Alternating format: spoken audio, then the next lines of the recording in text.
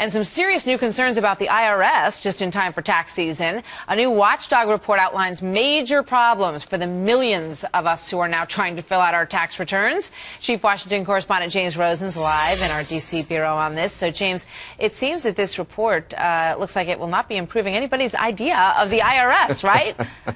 No, it won't, Martha, but it may give Americans a better grasp of the challenges facing the agency, which is perhaps the object of more fear and loathing than any other in the federal government. The annual report by national taxpayer advocate Nina Olson finds that of the more than 100 million calls placed to the agency last year, nearly 20 million, or roughly one-fifth, went unanswered, with the average wait time on hold stretching to 18 minutes.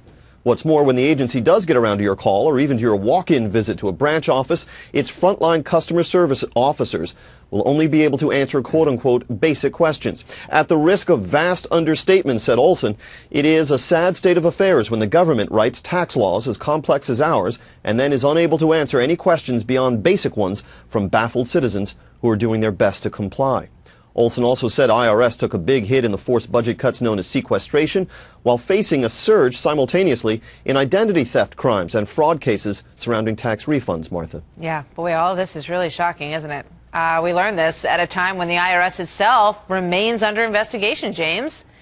That's true, and this stems from the Inspector General's finding last spring that IRS improperly targeted conservative and Tea Party groups for additional scrutiny in their applications for tax-exempt status. Similar findings were reached about liberal groups, though apparently not to the same extent. At least one mid-level IRS official has pleaded the fifth, while a career civil rights prosecutor was designated to help shape the Department of Justice's investigation into the matter. Republican Senator Ted Cruz of Texas yesterday criticized Attorney General Eric Holder for the fact that no indictments have been brought and suggested the case cries out for a special prosecutor.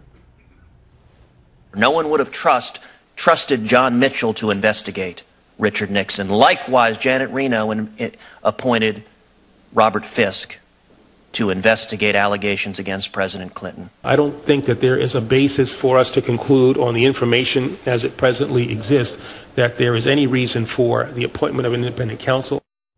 Holder also said the FBI and the Treasury Department are involved in this ongoing investigation. Martha. And now the IRS will have a big role to play in health care as well, so Indeed. They can add that to their list of things to do in a tough environment. James, thank you very much. Thank you.